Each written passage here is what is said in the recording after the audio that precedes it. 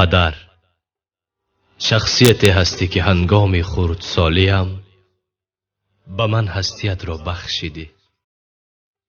به خاطر من همه کار را کردی.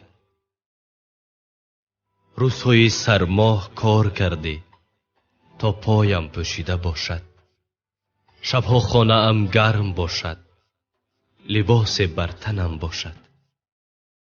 شکمم را سیر کردی و خود شاید نیم گرسنه بودی.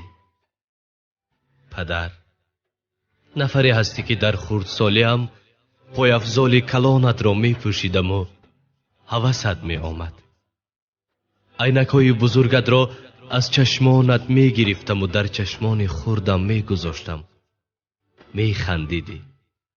با دستان کوچکم در رویت مشت می زدم. آه نمی گفتی. بر رویم شپات نمی زدی، بلکه دستانم را می بوسیدی، سرم را سیله می زدی.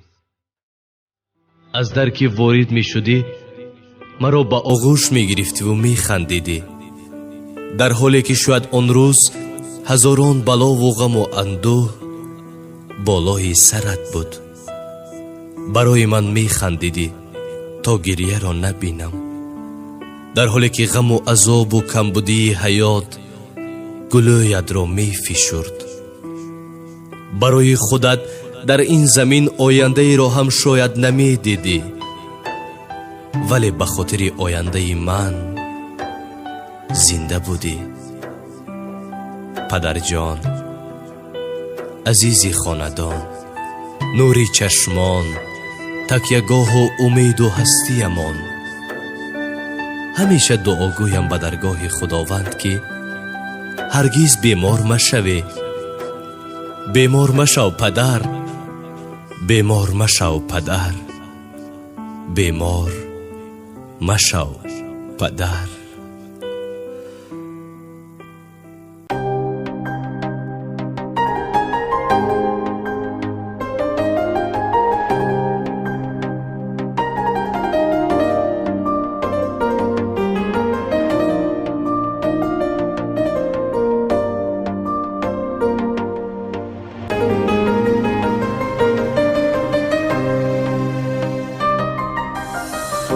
پدر تو تکیه‌گاهی زندگانی، عزیز و باوری خاندانی، برای ما همیشه مهربانی. پدر بیمار مشو، پدر بیمار مشو، تو هستی دولتم، تو هستی سولتم. پدر بیمار مشو، تو بخت و تخت من، توی خوش وقت من. پدر بیمار مشو، تو هستی دولتم، تو هستی سولتم. پدر بیمار مشو، تو بخت و تخت من، توی خوش وقت من. پدر بیمار مشو، پدر بیمار مشو.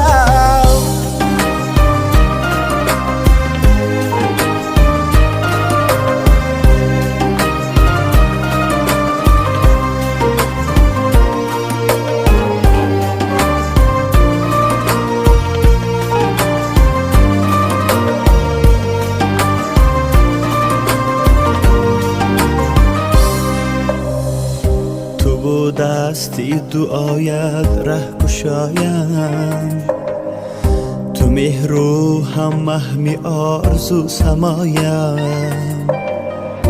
خدا را شکر می سازی دعایم، تو هستی دولتم، تو هستی سولتم.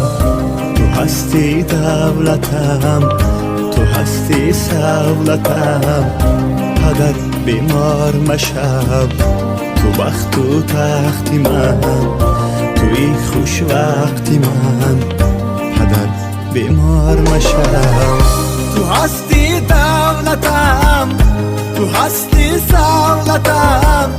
پدر بیمار مشو، تو بخت و تخت من، توی خوش وقتی من پدر بیمار مشم تو هستی دولتم تو هستی سولتم پدر بیمار مشم تو بخت و تختی من توی خوش وقتی من پدر بیمار مشم پدر بیمار مشم پدر بیمار مشم